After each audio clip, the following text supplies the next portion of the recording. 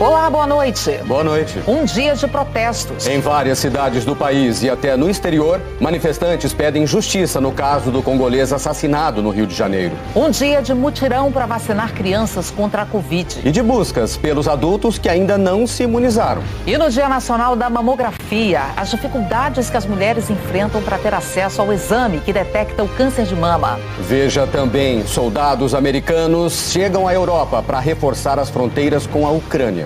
Tristeza no Marrocos. Morre o menino que ficou 5 dias em um poço.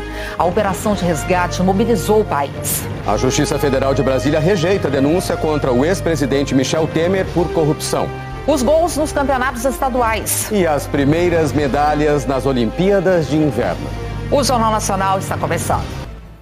Cidades do Brasil e da Europa tiveram protestos hoje pedindo punição dos envolvidos no assassinato do jovem congolês Moise. A Prefeitura do Rio anunciou que vai transformar o quiosque onde o crime ocorreu num memorial. Gritos pela vida.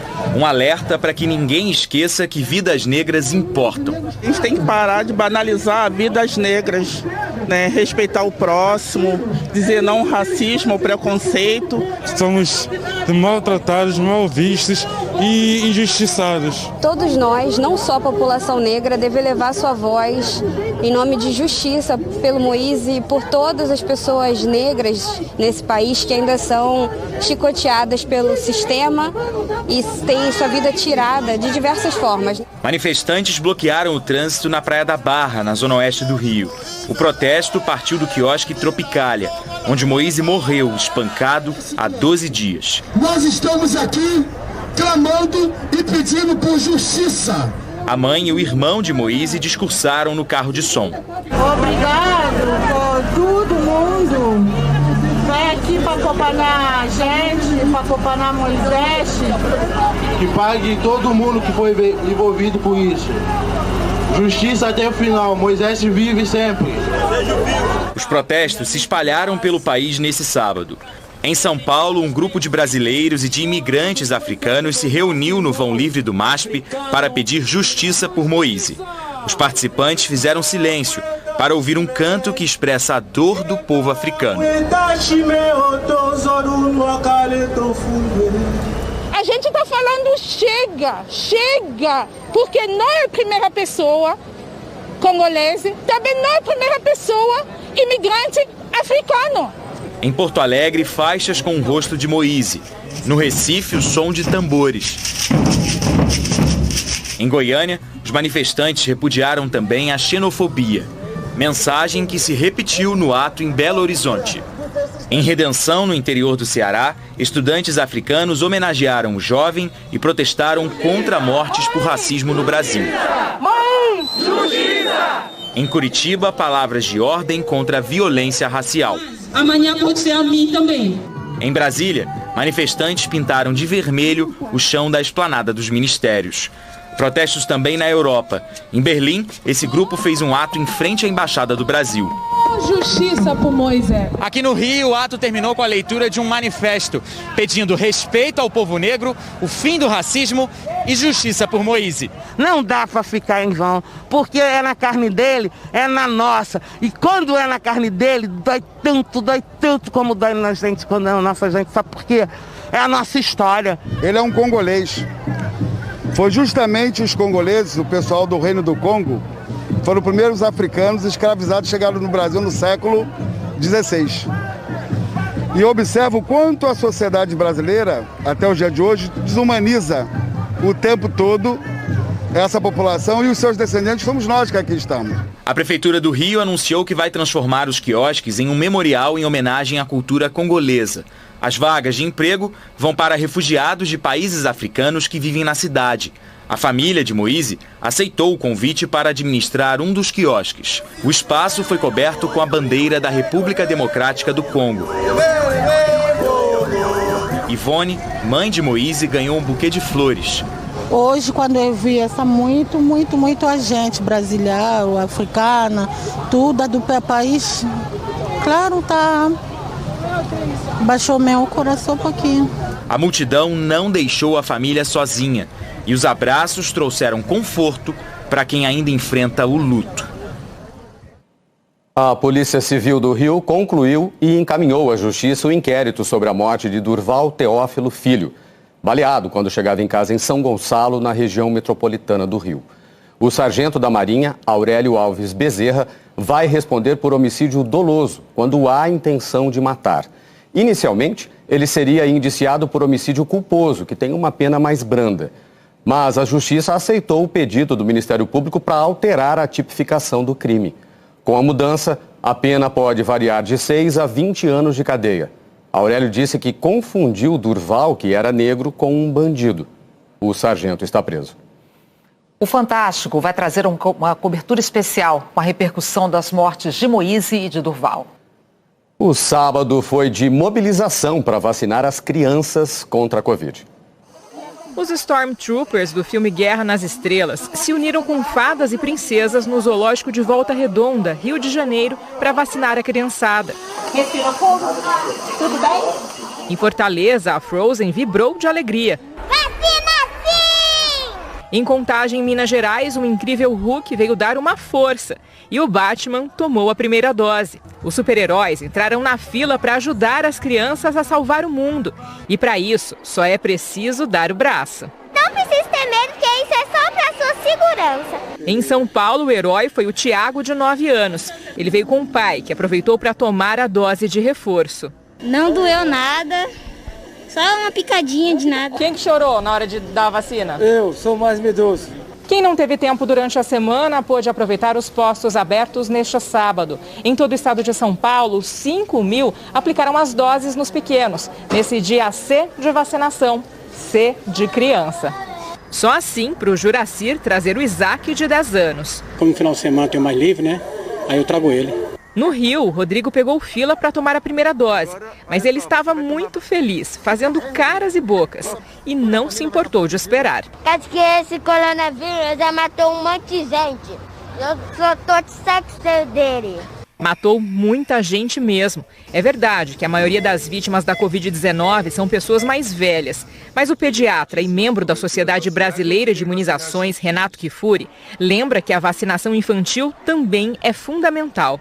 Crianças podem desenvolver complicações, hospitalizações, sequelas, Covid longa. Muitas vezes as crianças funcionam também como transmissoras da doença.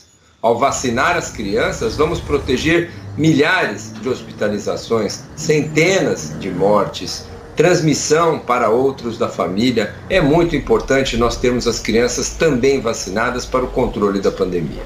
A Cecília já entendeu o recado e mostra com orgulho a carteirinha dela. Espero que o mundo inteiro veja e que o mundo inteiro também esteja vacinado. E muitas cidades têm apostado na busca ativa para fazer a vacinação avançar. Em Barra Bonita, no interior paulista, um carro de som orienta os faltosos. Se não tomou a segunda ou nenhuma dose, procure a central de vacinação de Barra Bonita. No município, com pouco mais de 36 mil habitantes, quase 7 mil estão com a segunda dose ou com o reforço em atraso. A busca também é feita por telefone. Nós estamos agendando para que a senhora venha tomar hoje. A mesma estratégia foi adotada em Araçatuba, também no interior de São Paulo. O foco da busca são os idosos. Em Pernambuco, uma força-tarefa percorre bairros mais distantes e áreas rurais de difícil acesso. A vacinação começou há pouco mais de um ano. Mesmo assim, é só pegar a estrada que os profissionais de saúde encontram gente que ainda não se vacinou ou não voltou para tomar a segunda dose e o reforço. Aqui em Itamaracá, a missão promete dar muito trabalho. É que o município é o que tem a menor cobertura vacinal em toda a região metropolitana do Recife. De acordo com a Secretaria Municipal de Saúde, nem a metade dos moradores da ilha tomou a segunda dose e só 7% receberam a de reforço. Esse especialista diz que as populações isoladas estão entre os grupos mais vulneráveis ao vírus, principalmente por causa da variante Ômicron. Circula muito facilmente, então basta alguém de uma área urbana chegar nessa área mais isolada, com o vírus mesmo de forma assintomática, que vai ser uma situação de extrema facilidade de transmissão para as pessoas dessas populações remotas. Neste sítio, a equipe encontrou a Letícia, agricultora, mãe de 3 filhos, que não sabia da necessidade de tomar a dose de reforço. Eu pensei que era só para os idosos, as pessoas assim, com mais exigência, doente, né? Eu achei ótimo, graças a Deus, né? Dependendo da vacina, eu já estou protegida. Em Manaus, teve vacinação em 8 quadras de escolas de samba da cidade. Foram aplicadas a primeira e segunda doses e também do reforço. Quem foi se vacinar também levou para casa um prato de feijoada. O Ministério da Saúde informou que investiga a chegada no Brasil de uma subvariante da Ômicron, chamada de BA.2. 5 casos foram notificados e estão sendo analisados. 2 em São Paulo, 2 no Rio de Janeiro e 1 em Santa Catarina. O Ministério esclareceu que não há evidências de que essa subvariante apresente mudanças com relação à transmissibilidade e gravidade. Já se sabe que ela não tem influência no resultado dos exames e nem na eficácia das vacinas. Vamos então aos números da pandemia reunidos pelo consórcio de veículos de imprensa, hoje com o César Menezes. Olá, César, boa noite para você. Boa noite, Paulo Renato, Ana Paula, boa noite a todos. Nas últimas 24 horas foram registradas 800 mortes por Covid. Desde o início da pandemia, são 631.869 vítimas. De ontem para hoje, foram quase 153 mil novos casos conhecidos. Ao todo, o país já registrou mais de 26 milhões de casos. A média de casos está em alta de 18% na comparação com 2 semanas atrás, praticamente 175 mil por dia. A média de mortes também tem alta, de 155%, está em 747 por dia. No mapa, o Distrito Federal aparece em cinza porque não divulgou os dados hoje. 25 estados estão com alta na média de mortes. Apenas um tem estabilidade, Roraima, e nenhum estado apresenta queda já pelo 4º dia seguido. Agora, a vacinação. 10 estados não divulgaram as informações hoje. Nas últimas 24 horas, 328 mil pessoas receberam a primeira dose. Quase 110 mil a segunda ou a dose única e 570 mil a de reforço. Ao todo, passamos de 1 milhão de vacinados hoje. Desde o início da vacinação, quase 167 milhões de brasileiros tomaram a primeira dose, 77,7% da população. Mais de 150 milhões estão com a vacinação completa, 70,26%, e 50 milhões receberam a dose de reforço, 23,53% da população. Agora, os números em relação à população que pode ser vacinada. 83,4% tomaram a primeira dose a partir dos 5 anos. 75,41% estão com a vacinação completa, também para quem tem 5 anos ou mais, e 31,25% receberam a dose de reforço para as pessoas a partir dos 18 anos. Os estados em verde escuro são os mais adiantados na vacinação completa da população que pode ser imunizada. Outras informações em g1.com.br/coronavírus. Ana Paula, Paulo Renato. Obrigada, César. Obrigado. E hoje é o Dia Nacional da Mamografia. Apesar do crescimento no número de exames no ano passado, ainda são poucas as mulheres que conseguem ter acesso ao diagnóstico precoce do câncer de mama. Como tantas brasileiras, a Rosilaine ficou com a mamografia atrasada nesses tempos de pandemia. Por conta da pandemia, o SUS cancelou todos os exames que eram de rotina. Minha prima, ela teve câncer de mama, então a gente tem sim a noção da importância de se cuidar, de fazer o exame, é bem sério mesmo, né? O número de exames tem caído. Foram pouco mais de 6 milhões e 100 mil em 2019. 3 milhões e 700 em 2020. No ano passado aumentou um pouco, 5 milhões 220 mil. Nós estamos muito longe do ideal, porque como se sabe, em 2019, antes da pandemia, os números já não eram bons. O que nós precisamos para fazer realmente uma diminuição no número de mortes é fazer um programa nacional de rastreamento mamográfico com busca ativa e não só ter recomendações. É assustador ouvir que em cada dia desse ano, 181 brasileiras vão receber a notícia de que estão com câncer de mama, pois essa é a projeção do Instituto Nacional do Câncer, que estima mais de 66 mil novos casos para 2022. É garantido por lei o direito da mulher brasileira a fazer o rastreamento mamográfico a partir dos 40 anos de idade, por mais que o INCA e o Ministério da Saúde recomendem que esse exame seja feito a partir dos 50 anos de idade de forma bianual. Então, a mulher brasileira pode solicitar ao seu médico que a atende a realização do exame mamográfico. Lembra que a Rosilaine mencionou uma prima que travou uma batalha contra o câncer? Essa prima é a Patrícia, que dá o recado. Talvez se eu não tivesse ido naquele ano, se eu não fosse tão correta, eu não ia nem estar aqui para contar a minha história. Eu costumo falar que não pode deixar de fazer. Se eu puder, eu pego na mão, pego o cabelo e levo para fazer. Eu gosto de servir de exemplo para as pessoas se cuidarem. A rainha Elizabeth II fez uma rara aparição pública às vésperas da comemoração dos 70 anos de reinado. É a primeira rainha britânica a celebrar um jubileu de platina. A rainha aparece pouco em público desde que foi hospitalizada em outubro. A recepção de hoje reuniu membros da comunidade local e grupos voluntários. Sorridente, Elizabeth cortou um bolo preparado por um morador local com o símbolo do jubileu.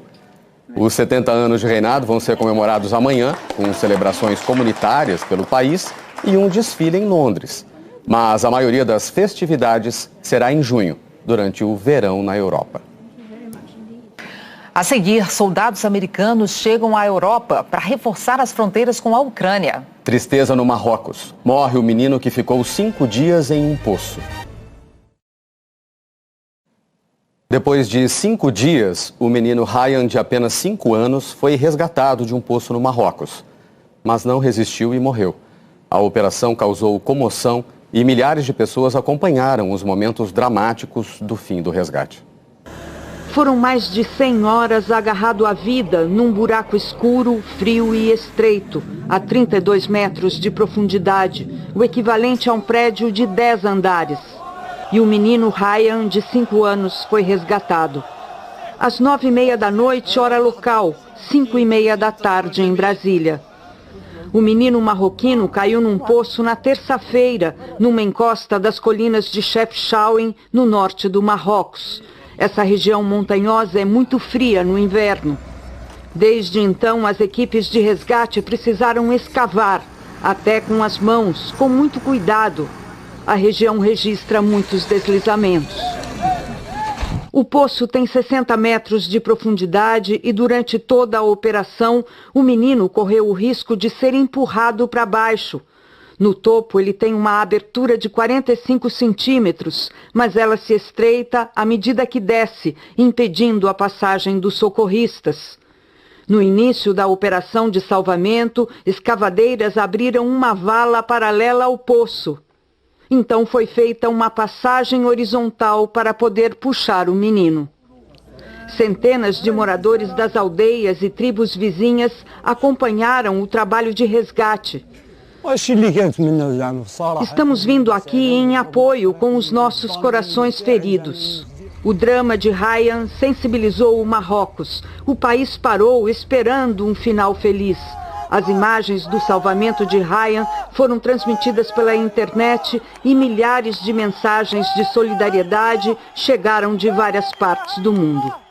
Mas todos os esforços dos socorristas e toda a solidariedade da população não foram compensados. O pequeno Ryan não resistiu ao trauma e morreu.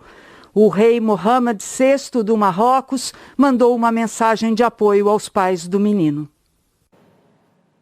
Os primeiros militares americanos que vão reforçar a segurança dos países da Aliança Militar do Ocidente, a OTAN, chegaram à Europa. O sábado foi de protestos na Ucrânia em meio à crescente tensão entre a Rússia e a OTAN. O reforço militar prometido há 3 dias pelo presidente Joe Biden começou a chegar. Os primeiros dos 2.000 soldados de uma base no estado americano da Carolina do Norte desembarcaram na Alemanha e na Polônia. No total, 3 mil soldados vão ser enviados temporariamente para os países do leste europeu e reforçar a presença de 70 mil militares americanos baseados permanentemente na Europa. A Casa Branca justificou que está reforçando a defesa de seus aliados porque a Rússia se recusa a retirar seus mais de 100 mil soldados posicionados perto da Ucrânia. O Kremlin condenou o envio de tropas, disse que é destrutivo e mostra que sua preocupação sobre a expansão da OTAN no leste europeu é justificada. Em resposta ao que vê como uma ameaça à própria segurança, Moscou tem expandido a presença militar também em Belarus, na fronteira norte da Ucrânia, onde hoje realizou novos exercícios militares. Apesar dos jogos de guerra, os diálogos em busca de uma saída pacífica para a crise avançam. Na segunda-feira, o presidente Joe Biden vai receber o primeiro-ministro da Alemanha aqui na Casa Branca. No mesmo dia, lá no Kremlin, o presidente russo, Vladimir Putin, vai se encontrar com o presidente da França, que em seguida vai para a Ucrânia conversar com o presidente Volodymyr Zelensky. Hoje, Emmanuel Macron falou por telefone com o secretário-geral da OTAN. Eles defenderam a importância de manter os esforços para acalmar a situação. Na Ucrânia, milhares de moradores de uma cidade que fica a apenas 40 quilômetros de uma das posições das tropas russas tomaram as ruas para pedir paz. Nós queremos a Ucrânia independente. Nós somos um povo pacífico. Queremos viver em paz com todos. Os confrontos entre ucranianos e separatistas russos já acontecem há anos. O Jornal Nacional conversou com uma vítima dessa guerra, um sobrevivente que diz que se sente como se tivesse morrido. Quem conta essa história são os enviados especiais à Ucrânia, Pedro Vedova, Igor Arroio e Hernani Lemos. Era exatamente assim que ele fazia depois do combate. Igor corria para a música. Acalmava a si mesmo e aos camaradas.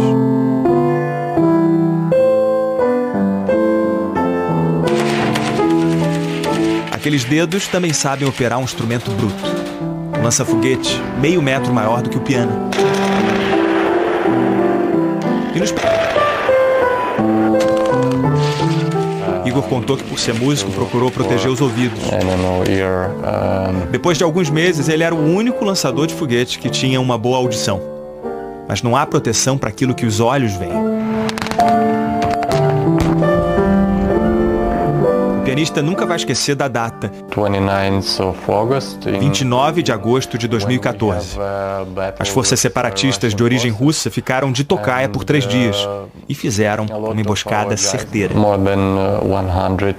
Igor viu mais de 100 colegas ucranianos morrerem e incontáveis ficarem feridos. Um banho de sangue. Ele ficou no cativeiro 4 meses e experimentou uma rotina de torturas. Os separatistas mandavam o pelotão ajoelhar em frente aos fuzis e gritavam: preparar, apontar. E numa dessas simulações de execução, Igor morreu. O pianista disse que o cara de antes da guerra não existe mais. Sonhos, estilo de vida, nada é igual. Ele fez parte de uma grande troca de prisioneiros. Ganharam a liberdade, mas estavam presos à vingança. O grupo criou um novo batalhão e foi revidar. O combate no leste da Ucrânia já matou perto de 14 mil pessoas dos dois lados. É um conflito que muita gente chama de fratricida, que é o assassinato entre irmãos. A maioria dos ucranianos fez serviço militar obrigatório, só que não tinha experiência em combate. O nacionalismo vai quebrando cada vez mais famílias. O pai do separatista disse que mataram a gentileza. Ele não acredita mais em ninguém. O rebelde, imóvel, no frio e no vento, espera há 8 anos uma paz que não chega. Eles alternam o tédio absoluto com a luta pela vida, com a disputa pela morte. Oleg acha que nenhum dos dois lados quer mais lutar. A guerra muda a personalidade de quem vai para o fronte. As forças ucranianas e os separatistas são peões dos homens de terno. Igor disse que não sente mais fortes emoções, felicidade nem tristeza. Ele não sorri, por exemplo, ao tomar um cafezinho ou no encontro com amigos. O pianista não parou de tocar, mas deixou de se tocar com a vida. Só que ele agora tem uma segunda chance. Igor acaba de virar pai. O filho tem a missão de trazer a alegria de volta. Um bebê que já nasce combatente.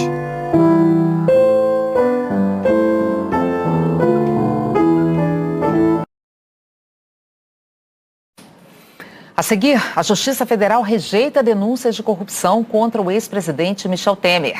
E o patrimônio histórico que está afundando no Rio São Francisco.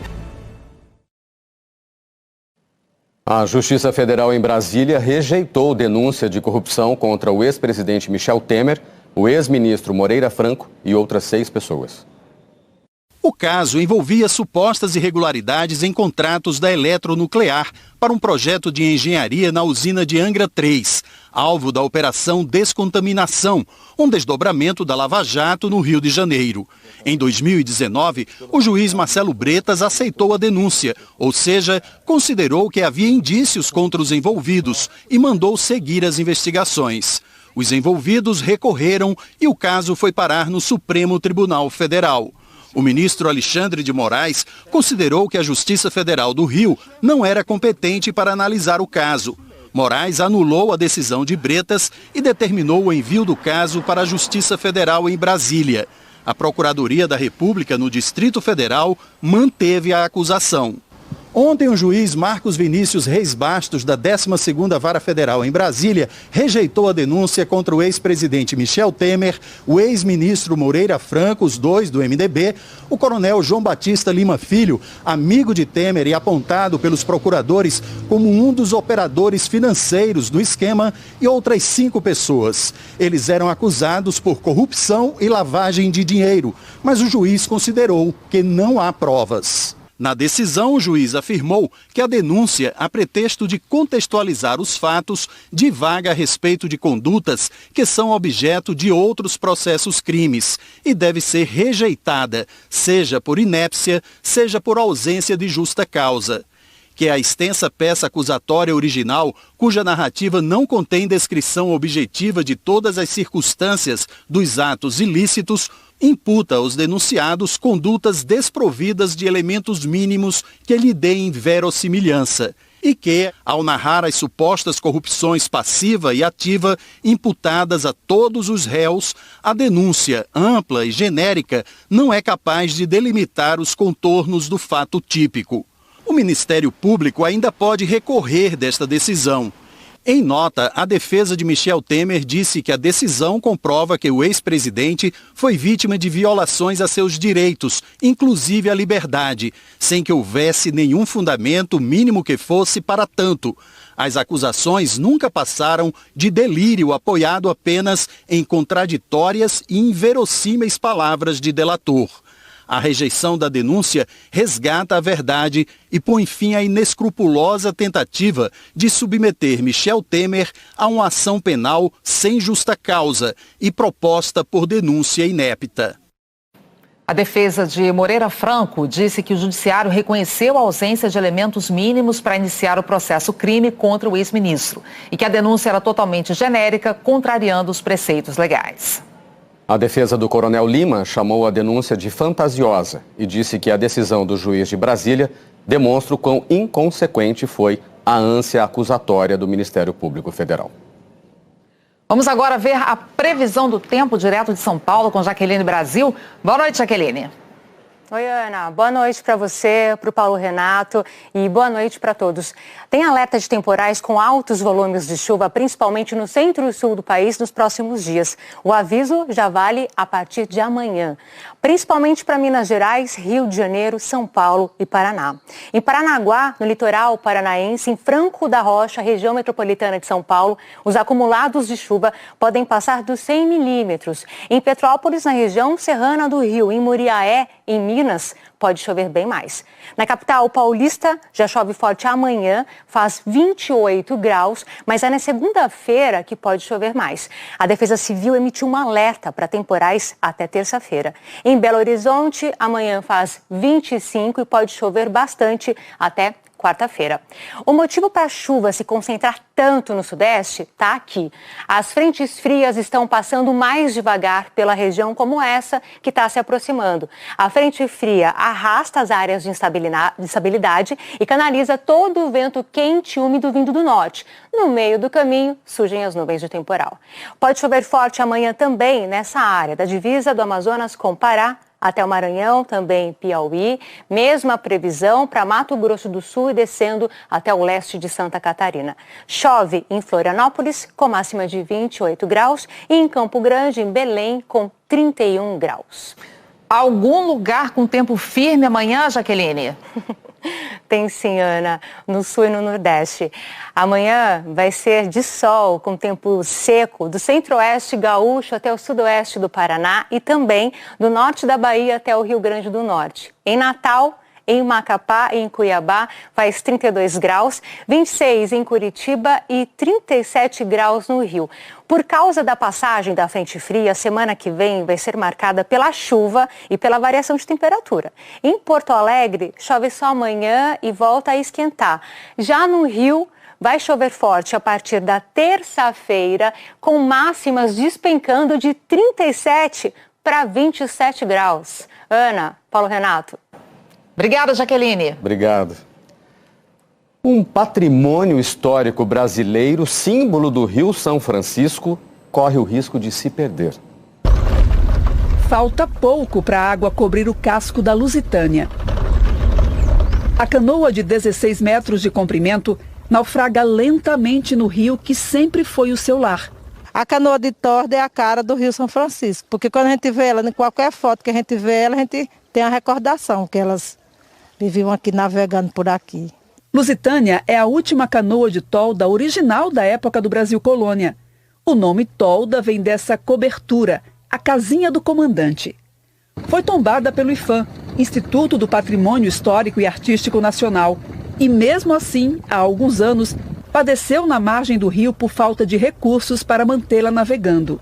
Nós tentamos diálogo formalizado com ofícios, então o órgão ele não desconhece a situação crítica desse patrimônio que foi tombado por ele. Lusitânia não suportou a força da água depois das cheias provocadas pelo aumento da vazão do rio. Ainda não afundou totalmente porque os mastros foram amarrados às árvores. Peças raras como essa, o moitão, que controla as velas, estão sendo retiradas uma a uma para não se perder no rio. Mas do jeito que está aqui, assim há mais de uma semana, coberta pela água, os prejuízos já são grandes. E além da água, que faz a madeira inchar, há também os sedimentos que estão penetrando nas frestas do casco. Ou seja, quanto mais tempo a embarcação ficar aqui desse jeito, mais comprometida vai ficar a estrutura. Salvar a canoa é uma corrida contra o tempo. Esse especialista em patrimônio naval considera que manter a canoa como sempre foi é incerto. Hoje praticamente não existe mais de pedreiros, de carpinteiros, de artífices que detinham todo o conhecimento da fabricação dessa embarcação diferenciada, dessa embarcação espetacular que é a Lusitânia. A ONG Sociedade Canoa de Tolda, que é dona da Lusitânia, entrou com ação civil pública para o IPHAN assumir a remoção da canoa. Em caráter liminar, a Justiça decidiu que o Instituto deve arcar com os custos de resgate e recuperação da Lusitânia. A política pública não pode sofrer uma interrupção que leve ao desaparecimento de um bem cultural dessa dimensão e formalmente reconhecido como patrimônio cultural do Brasil. Então é preciso ter a responsabilidade de manter, de preservar essas coisas. O naufrágio da Lusitânia, ele escancara o naufrágio da política cultural brasileira. Há quase 2 semanas, o IPHAN é procurado por nossa produção e até agora não se manifestou sobre o assunto. A seguir, os gols dos campeonatos estaduais. E as primeiras medalhas nas Olimpíadas de Inverno. Amanhã tem disputa na praia de Copacabana, no Rio de Janeiro. É o Rainha do Mar, competição de natação que pela primeira vez vai ser só para mulheres. E com 2 rivais campeãs olímpicas. Ana e o mar. Caso de amor que já dura quase 30 anos. Vida. Eu acho que, cara, desde criança eu sempre gostei muito do mar, sempre tive uma boa relação. meus pais iam de férias para a ilha de Taparica e, tipo, meus pais me deixavam assim na piscininha, faziam um buraco, colocava a piscininha. E aí minha mãe virava as costas, tipo, ia sentar, quando eu vi eu tava, tipo, engateando pro mar, sabe? E foi pelo que fez nele que Ana Marcela se tornou uma lenda, ainda em atividade. Além do ouro conquistado em Tóquio no ano passado, são 11 medalhas em mundiais, 5 douradas. A Federação Internacional de Natação já elegeu 7 vezes a melhor nadadora do planeta, a última no ano passado. É um recorde entre atletas de modalidades aquáticas. A presença de Ana Marcela vem para brilhantar um evento que já virou tradição aqui em Copacabana. Neste ano, ele será exclusivo para as mulheres, a Rainha do Mar. A brasileira terá pela frente rivais complicadas. Principalmente Sharon van Ruvendaal. A holandesa foi campeã olímpica nessa mesma Copacabana em 2016, quando Ana Marcela não subiu ao pódio. Mas o troco veio nos Jogos de Tóquio ano passado. A holandesa ficou com a prata, 1 segundo atrás da brasileira. Talvez eu não tenha nem ideia da grandiosidade que eu posso ser para o esporte, para o Brasil. Então, assim, eu tô vivendo, sabe? Tipo, eu vou indo e se deixar, enquanto o pessoal deixar eu ganhar, o pessoal deixar eu chegar ali no final e estar disputando, eu vou estar fazendo. E além da prova da Rainha do Mar, o esporte espetacular de amanhã também tem fute-golfe e as lembranças do agora trintão Neymar. E logo depois do Esporte Espetacular, às 10h30 da manhã, tem a Supercopa do Brasil Feminina, aqui na Globo. Um torneio curto e com muita rivalidade. A emoção de uma vitória inesperada em uma competição inédita. Na estreia da Supercopa do Brasil, o Real Brasília venceu o Internacional no Beira-Rio, em Porto Alegre. O time do Centro-Oeste é um dos 8 clubes que disputam esta primeira edição do torneio. Tem tudo para ser uma grande competição, para abrir o nosso calendário de futebol feminino. O campeonato está ainda mais competitivo, então vai ser essa mescla legal aí com seleção e jogos pelos campeonatos nacionais. Confrontos de peso, como a vitória de ontem do Grêmio sobre o Cruzeiro por 2-0. A Supercopa do Brasil Feminina vai ter um clássico logo na primeira fase. Corinthians e Palmeiras se enfrentam amanhã aqui, na Arena em Itaquera. As duas equipes vão reeditar a última final do Campeonato Brasileiro, que teve as donas da casa como campeãs. Ano passado, o Corinthians venceu Brasileirão, Libertadores e Paulista. Agora encara um Palmeiras reforçado e em busca do primeiro título da história. Acho que a gente já inicia, né, uma final, né, de torneio, né, da Supercopa.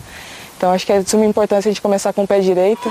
Clima de decisão em todos os jogos. Quem vencer na primeira fase avança para a semi e disputa a vaga na final. Amanhã o Flamengo enfrenta a SMAC do Pará. E o principal reforço é a Duda, titular da seleção.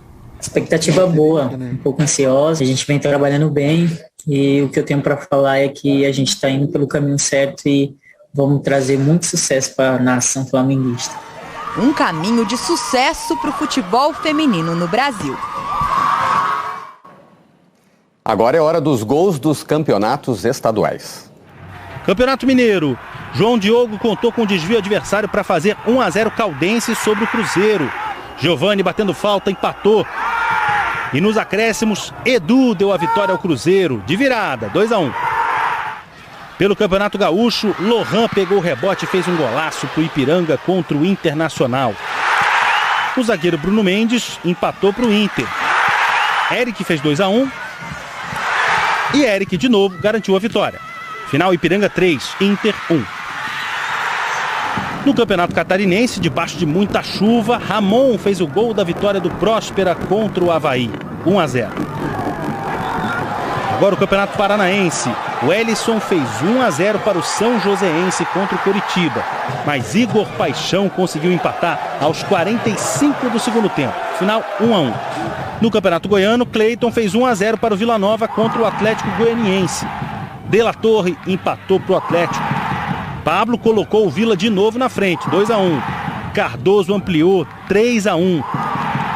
E Leandro Bárcia descontou. Vila Nova 3, Atlético 2. No Campeonato Mato Grossense, o Cuiabá venceu o Operário de Várzea Grande por 1-0. Gol de André Luiz. No Campeonato Pernambucano, Jaderson fez 1-0 para o Sport sobre o Vera Cruz. Flávio Souza fez o segundo. E Cristiano marcou o terceiro. O Vera Cruz diminuiu com João Braga. Placar final, Sport 3, Vera Cruz 1. Saíram as primeiras medalhas dos Jogos Olímpicos de Inverno em Pequim. A experiência não muda a emoção da conquista. A norueguesa Therese Johaug já tinha 3 medalhas olímpicas no esqui e cross-country. Mesmo assim, desabou na neve para celebrar a vitória na prova do esquiatlon. Foi o primeiro ouro dos Jogos de Pequim. Era o que eu mais sentia falta, ser campeã olímpica numa prova individual, disse a atleta. Os noruegueses não pararam por aí, porque também são craques em uma modalidade curiosa, o biatlo. Trata-se de uma corrida com esquis, com pausas para atirar no alvo. Haja controle corporal. Na hora de efetuar os disparos, o coração dos atletas registra até 200 batimentos por minuto. Em apenas 20 segundos, com respiração e concentração, eles conseguem baixar para 150 batidas por minuto. Só assim, o tiro sai com precisão. Dominando essa técnica, a equipe da Noruega venceu o revezamento misto. Essa ideia de juntar homens e mulheres na mesma prova também foi usada na patinação de velocidade em pista curta e levou os donos da casa ao topo do pódio. 18 voltas numa pista de gelo com pouco mais de 100 metros. 2 homens e 2 mulheres de cada país se revezam. É a estreia desse evento nos Jogos. Falta espaço, sobra emoção. Vale até dar aquela empurradinha no colega para ganhar velocidade. Após 2.000 metros, 2 centésimos de segundo separaram o chinês Wu Dajing do italiano Pietro Siegel. Uma conquista logo no início é essencial para o nosso país. Sabemos que isso vai motivar toda a delegação, disse o campeão.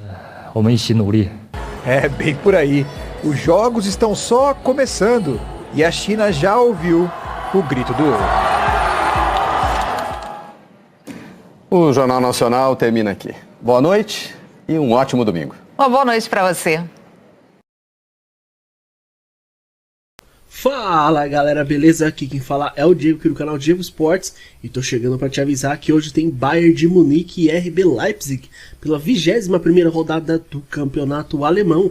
E nesse vídeo aqui você vai saber tudo sobre esse jogo, as principais e últimas notícias da equipe do Bayern de Munique e também as últimas informações da equipe do RB Leipzig.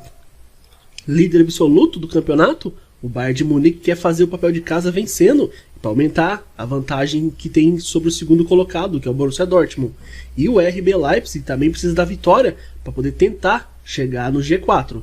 Então, se você é torcedor do Bayern de Munique ou torcedor do RB Leipzig, já faço o convite. Se inscreva agora aqui no nosso canal, já vai deixando o seu like para nos ajudar, ativa também as notificações para você receber nossos próximos vídeos e comente aí embaixo o seu palpite, porque buscando aumentar a vantagem que possui na liderança do campeonato alemão, o Bayern de Munique recebe o RB Leipzig nesse sábado pela 21ª rodada da competição, a partir das 2h30 da tarde, no horário de Brasília, na Allianz Arena, casa do Bayern. Líder do campeonato alemão, com 9 pontos de vantagem sobre o Borussia Dortmund, que é o segundo, o Bayern sonha com o 10º título consecutivo do torneio. Para isso, o técnico Julian Nagelsmann, que vai enfrentar seu ex-time, conta com o inspirado Robert Lewandowski. Já pelo lado do Leipzig, fazendo uma campanha abaixo dos anos anteriores, quando chegou a incomodar o Bayern de Munique na luta pelo título nacional, o RB Leipzig nesse ano sofre para entrar na zona de classificação para a Champions League. O time de Domenech Tedesco está na 7ª colocação do campeonato. Hoje, tanto o Bayern quanto o Leipzig tem alguns desfalques para a partida. Pelo lado do Bayern, o Davis, que está com um problema aí cardíaco, não vai para o jogo. O Goretzka, que está lesionado.